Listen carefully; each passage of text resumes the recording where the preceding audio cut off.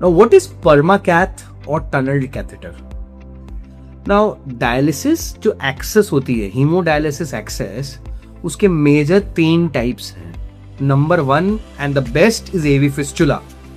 Number 2 is a temporary catheter, which we do on a temporary basis, on emergency basis, where a catheter is put through the neck in the internal jugular vein, and it has a life of about a month or so.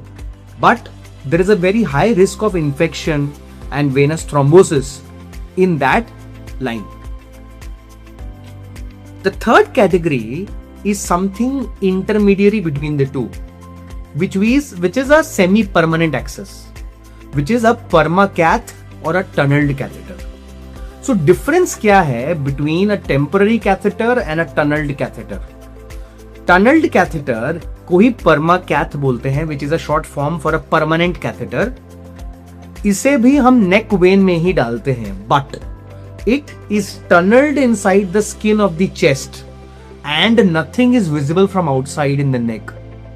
एक छोटा सा part is just here in the lower part of the chest, जिससे कि dialysis हो सकता है. So very important, बाहर से it is not visible. Number 2, इसमें एक कफ होता है. There is a cuff which is here, which causes the skin to tighten around it, and the catheter does not come out itself, and there it prevents infection also. Number 3, the chances of infection in a permacath is lesser compared to a temporary catheter.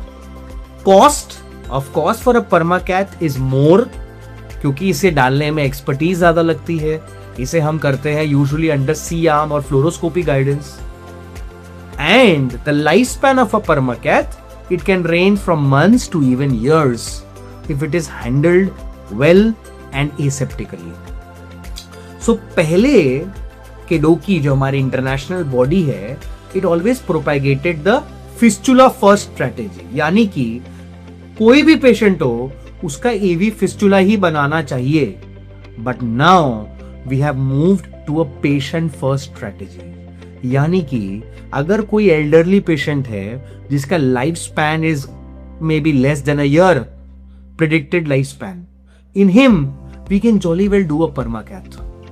Number 2, if a patient is planned for a kidney transplant and we expect the transplant to happen within the next 6 months to a year, उसमें भी हम permacath कर सकते हैं. अगर कोई patient है जिसका कार्डियक आउटपुट लो है, यानी कि जिसे हार्ट फेलियर है, हार्ट की पंपिंग कम है, उसका फिस्चुला बनाना बहुत ही डेंजरस हो सकता है, बिकॉज फिस्चुला से उसका हार्ट फेलियर बढ़ सकता है, उसका फिस्चुला मैच्योरिटी के चांसेस भी कम है. उस केस में भी permacath is the suitable access for dialysis patients. So अगर आपके नेफ्रोलॉजिस्ट आपको permacath कराने कभी कहें तो प्लीज घबराइएगा नहीं. It's absolutely a safe and tactical access for a dialysis patient. Thank you very much.